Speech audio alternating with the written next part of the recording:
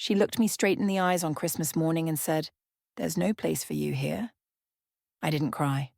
I didn't argue. I just smiled, because I knew something she didn't. That Christmas would change her life more than it changed mine. I'm not the kind of woman who expects much. By the time you reach my age, you learn that wanting less saves you a lot of disappointment. That Christmas morning, I stood in my small bedroom, smoothing out a sweater I'd worn 100 times before. It wasn't fancy, just clean, warm, respectable. I wanted to look like I belonged because I believed I did. After all, I was invited. My son had called me himself. "Mom, come early," he said. "We'll do breakfast together." I held on to those words the whole drive over. The house looked beautiful when I arrived. Lights glowing, wreath on the door, everything picture perfect. The kind of home that looks like happiness from the outside. She opened the door. My daughter-in-law. She didn't smile, didn't step aside. She just looked me up and down like she was checking a return policy. "You're early," she said. Her tone wasn't rude. It was colder than that. "I wanted to help," I replied softly. "Thought I'd—" She cut me off.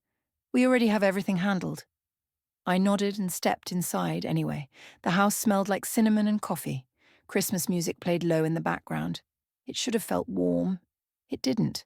My son wasn't there yet. She said he'd stepped out to grab something last minute. I believed her.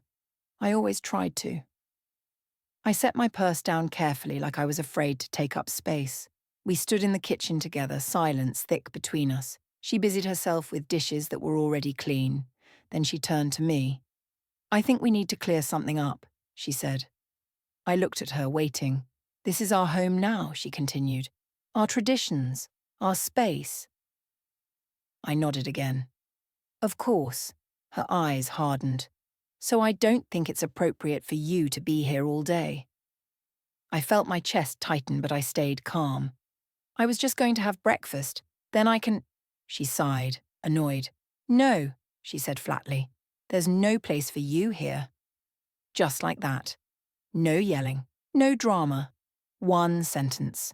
It landed harder than any shout ever could. For a moment I thought maybe I misunderstood. Maybe she'd explain. Maybe she'd soften it. She didn't. She turned back to the counter like the conversation was over. I stood there, a grandmother on Christmas morning, suddenly feeling like an intruder in a house I'd helped build by raising the man who lived in it. I didn't cry. I didn't argue. I picked up my purse, and as I walked toward the door, I realized something that would take her a long time to understand. This wasn't the end of the story. It was the beginning. I didn't rush. That's what surprised me the most. I walked out of that house slowly, like my legs had decided this moment deserved respect, even if I hadn't been given any. The cold air hit my face as soon as I stepped outside. It was sharp, the kind that wakes you up whether you want it to or not. Christmas morning. Quiet streets. A few houses down I could hear laughter drifting from open windows. Not from mine. I reached my car and stood there for a second, keys in my hand, just breathing. I kept expecting the door behind me to open, for her to call my name, for my son to appear, confused, asking why I was leaving. Nothing. I sat in the driver's seat and closed the door. The silence inside the car felt louder than anything she'd said. That's when my hands started to shake, not from anger, from the realization. I had just been dismissed from my own child's life like I was an inconvenience, like I'd overstayed a welcome I never knew was temporary. I didn't cry right away. I stared straight ahead, watching my breath fog up the windshield. Then the tears came. Quiet ones. The kind you don't fight anymore because you're too tired to pretend you're fine. I thought about every Christmas I'd worked double shifts so my son could have gifts under the tree. Every birthday cake I baked late at night. Every sacrifice that never came with a receipt. And I wondered how it had come to this. My phone buzzed. His name lit up the screen. I wiped my face before answering. "Mom?" he said. "Where are you?" I hesitated, not because I didn't know what to say, but because I knew exactly what this moment would change. "I'm in my car," I replied. "I'm heading home." "What? Why?" His voice sounded genuinely confused. I looked back at the house through the rearview mirror. "I think it's better this way," I said carefully. There was a pause. I could almost hear the gears turning in his head. "Did something happen?" he asked. I didn't want to dump my pain on him. Not on Christmas. Not like that. "We'll talk later," I said. "Enjoy your morning?" Before he could respond, I hung up. That was the hardest part. Not the insult, not the rejection, but choosing not to beg for understanding. As I pulled away, I felt something shift inside me, a strange mix of sadness and strength, like I'd finally stopped apologizing for existing. I didn't know it yet, but that drive home would set off a chain of events none of us were prepared for, because silence has a way of speaking, and mine had just started shouting. The drive home felt longer than usual. Every red light gave my thoughts more time to wander somewhere I didn't want them to go. I kept replaying the morning in my head, not the words themselves, but the way they were delivered. Calm, certain, like she'd been waiting for the moment. By the time I pulled into my parking space, I was exhausted in a way sleep doesn't fix.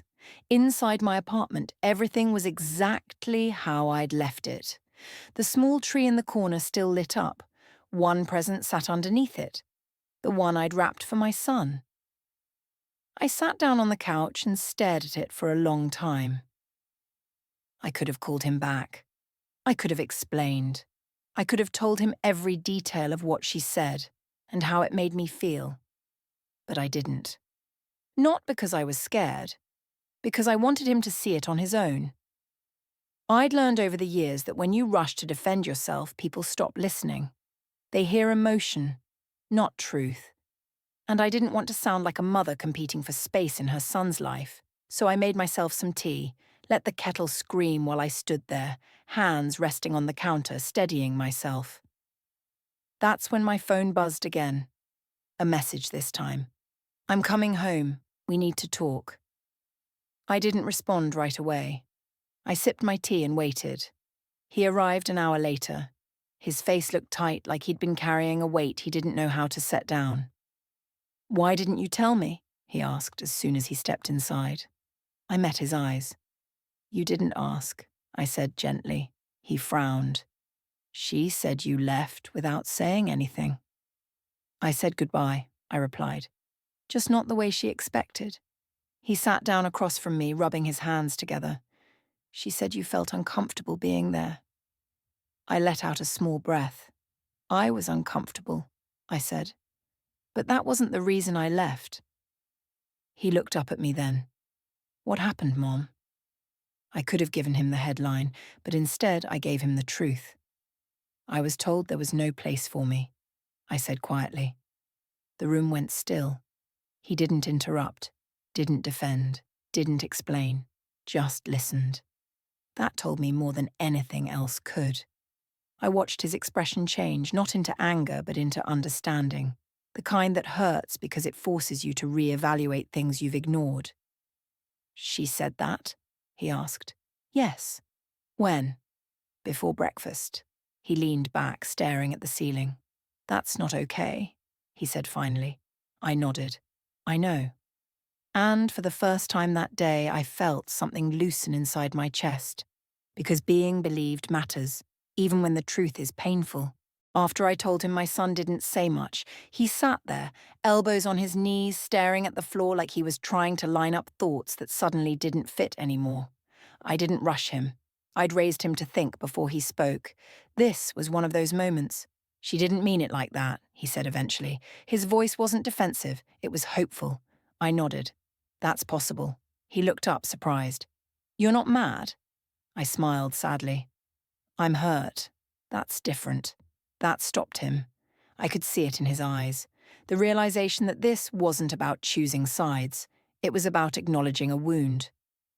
"I should go back," he said after a moment. "Talk to her." I nodded again. "You should." He hesitated at the door. "If what you're saying is true." I didn't finish the sentence for him. Some conclusions have to be reached alone. After he left, the apartment felt too quiet again. I cleaned dishes that were already clean, folded a blanket that didn't need folding. Old habits. Waiting. Hours passed. No calls, no messages. That worried me more than anything. Because silence, when it stretches too long, usually means something important is being avoided. It was late afternoon when my phone finally rang. He sounded tired, not angry, not calm, just worn down. She didn't deny it, he said. My heart sank even though I'd expected it. What did she say? I asked. She said she was setting boundaries, he replied, that you make her feel like she's losing control. I closed my eyes.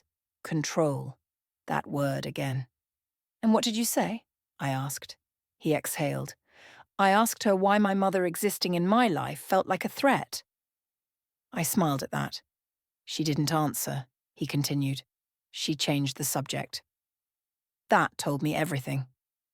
She thinks I should have defended her, he said quietly. And do you? I asked. He didn't respond right away. I think, he said slowly, I've been confusing peace with avoidance. That sentence made me proud, because growth often sounds uncertain before it sounds confident. We said goodnight not long after, and for the first time since Christmas morning, I slept without replaying the scene in my head. Something had shifted, not resolved, but acknowledged. And sometimes that's where healing starts. That night, I lay awake longer than I wanted to admit, not because of what she said, but because of everything that came before it. Once you stop pretending something is fine, memories line up like they've been waiting their turn. I thought about the way she corrected me in front of others, the way she'd sigh when my son called me, how invitations slowly turned into obligations. None of it had seemed serious on its own. Together, it told a different story. The next morning, my son called early. I didn't sleep, he admitted. Neither did I said. He told me they'd barely spoken overnight, that every attempt at conversation turned into an argument, or worse, silence. She keeps saying I'm choosing you over her, he said. That's not what this is, I replied. And you know it. I do, he said. But I don't know how to make her see that. I chose my words carefully.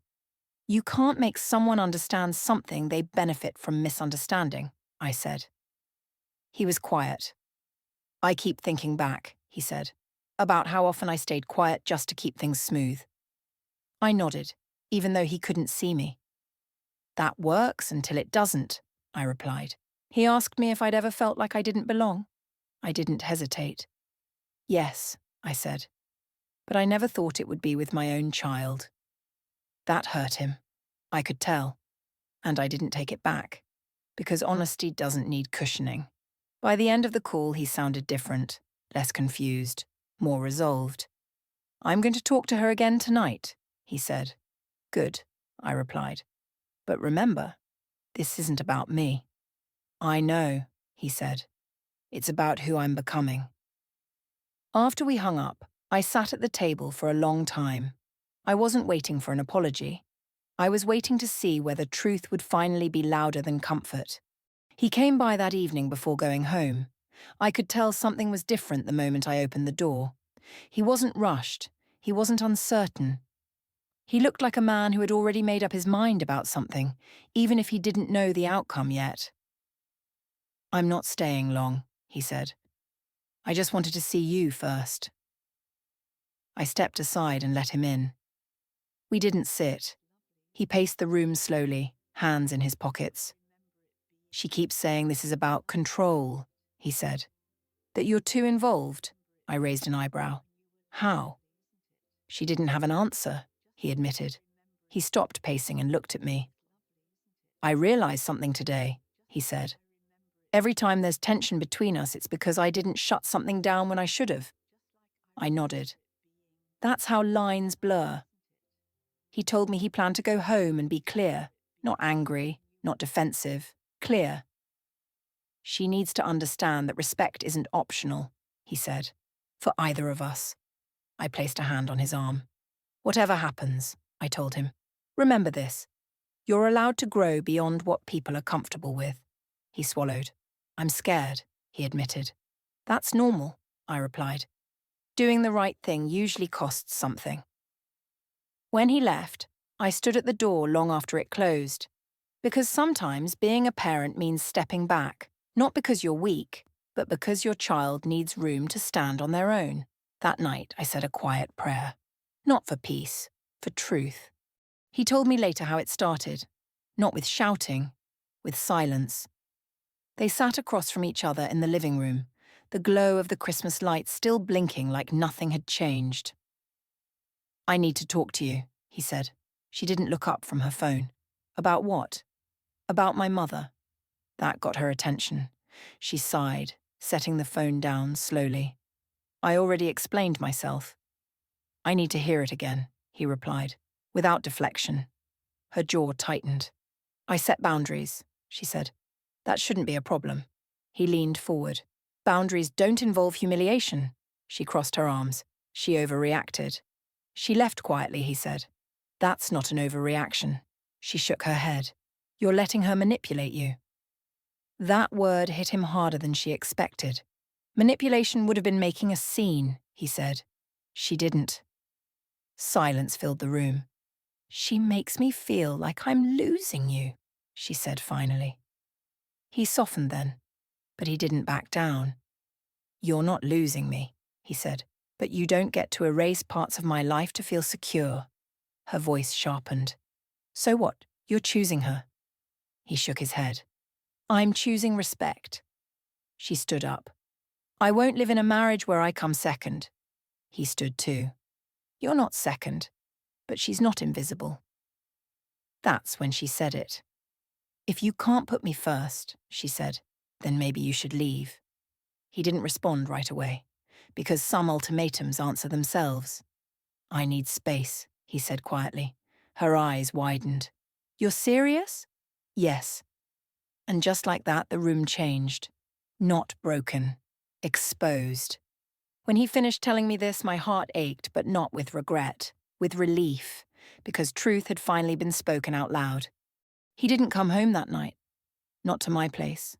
Not to hers. He stayed with a friend. A couch. A blanket. Quiet. He told me later that it was the first time in a long while his chest didn't feel tight. That silence didn't feel like punishment. It felt like relief. The next day he stopped by my apartment. He looked exhausted, but lighter. I keep wondering if I overreacted, he admitted. I handed him a cup of coffee. Growth always feels like that at first, I said. He told me she'd sent messages, long ones, emotional, accusing, apologetic, all at once. She keeps saying Christmas wouldn't have happened like that if I'd been clearer with you from the start. I shook my head. That's rewriting history, I said. Not healing it. He nodded slowly. I didn't realize how much I was shrinking, he said, just to keep things calm. That sentence stayed with me, because people don't notice when they're disappearing. They notice when they stop. He said he was looking for a place of his own. Just temporary, just space. I need to hear my own thoughts again, he said. I didn't celebrate. I didn't grieve. I respected the choice. Because forcing closeness when someone needs clarity only delays the truth. That afternoon when he left, I sat alone and thought about how strange love can be. How it asks you to hold on and let go at the same time. A few days passed without much noise, no dramatic calls, no sudden apologies, just space doing what it does best, revealing things people try to outrun. My son came by on Sunday morning. He looked calmer than I'd seen him in months. I started writing things down, he said as he sat across from me. Just patterns, I smiled. That's usually when clarity shows up. He told me he noticed how often disagreements ended with him apologizing, whether he understood the issue or not. How often my presence was treated like a problem instead of a part of his life. I thought compromise meant keeping everyone comfortable, he said, but all I did was keep myself quiet. I listened. not as a mother trying to fix anything, but as someone witnessing growth in real time. She called yesterday, he said she's willing to talk, but only if I admit I handled Christmas wrong. I raised an eyebrow. And how do you feel about that? He didn't hesitate. I regret not speaking up sooner, he said, but I don't regret speaking up at all. That answer told me everything. Later that afternoon, he met her in a public place. Neutral ground, clear boundaries. He told me she cried. He told me she said she felt threatened. And he told me, for the first time, he didn't rush to reassure her at the cost of himself. I told her I want a marriage built on honesty, he said, not fear. That conversation didn't fix everything, but it reset the direction. And sometimes that's the real turning point. When my son called me that night, I could hear it in his voice. Not anger, not relief, certainty. They didn't go how I hoped, he said, but they went how they needed to. He told me they sat across from each other, coffee untouched, words careful but heavy. She asked me if this meant the end, he said. And what did you tell her? I asked. I told her I don't know, he replied, but I do know this can't continue the way it was. She told him she felt replaced, that once I was gone from the picture, things would be easier. That part hurt to hear, but I was glad he didn't protect me from it, because truth doesn't help when it's filtered. She said if you weren't around so much, we wouldn't have problems, he continued. And what did you say? I asked quietly. I said my mother isn't a problem to manage, he replied. She's a relationship to respect. There was a pause on the line. She didn't like that, he added. He told her he wasn't asking for permission anymore. He was setting expectations, that he loved her, but love didn't mean silence. That marriage didn't mean isolation. That partnership didn't mean erasure. She asked me why I couldn't just let things go, he said. And, I prompted, I told her because letting things go was how we got here. That sentence stayed with me. He said they both cried, not because it was over, but because pretending was. They agreed to counselling, to space, to slow conversations instead of fast conclusions. I don't know where this ends, he said, but I know I'm not disappearing anymore. After we hung up, I sat by the window and watched the streetlights come on. For the first time since Christmas, I didn't feel like a guest in my own life. Something had shifted, not loudly, not dramatically, but permanently. A few days passed without much noise.